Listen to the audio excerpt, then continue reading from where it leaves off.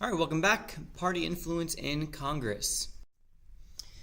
All right, so one way that political parties influence Congress is through the committee system.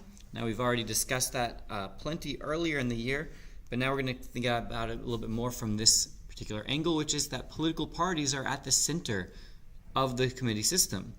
If you think about how the committee membership is broken up, a majority of members in each committee will be from the majority party. So simply the people who belong to each committee, it's based on their party.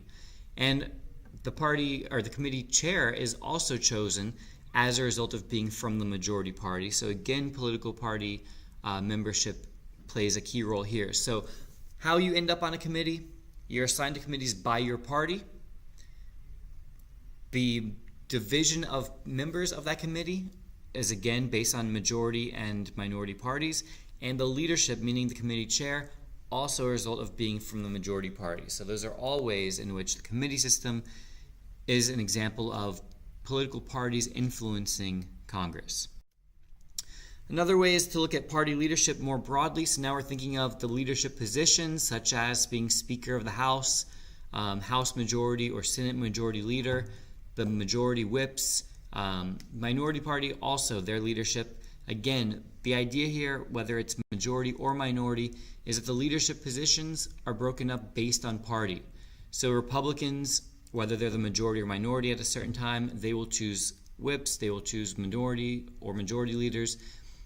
Same thing with Democrats. So this is all based on your party affiliation. So if you're not with either party, then you wouldn't obviously have a role for this. So this is, again, party membership mattering in Congress. Not only for committees, but also for leadership roles. All right, we also have something known as a party caucus. A party caucus is a closed meeting of party members.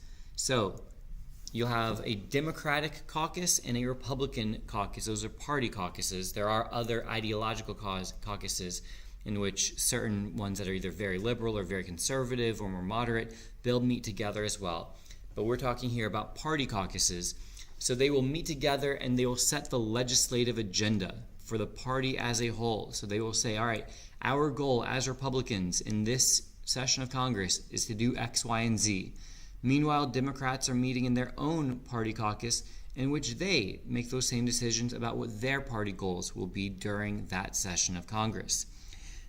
These party caucuses also select committee members and committee chairs. So we just spoke about that a couple slides back. But again, the idea of how a person gets assigned to a particular committee is a result of their party caucuses, as well as who the committee chairs will be. And the party caucuses also vote for leadership positions such as Speaker of the House, majority or minority leaders, those sorts of things. Those are voted upon by the party caucus. And finally, we have party line voting. This is when every member of a party in Congress votes the same way. So I know we've seen this term as far as voter behavior and voters all, voting for all Democrats or all Republicans. The idea here is similar. There is a difference, though. We are now talking about members of Congress specifically. So you might want to make a note of that. So every member of a party in Congress votes the same way. So all the Republicans vote yes or no together. All the Democrats likewise vote yes or no together. That's party line voting. And the trend is that this is increasing because we are having increased party polarization. So we are seeing an increased frequency of the parties voting together. All right, if you haven't, hit that subscribe button, hit that like button for me. Till next time, this has been a Money Production.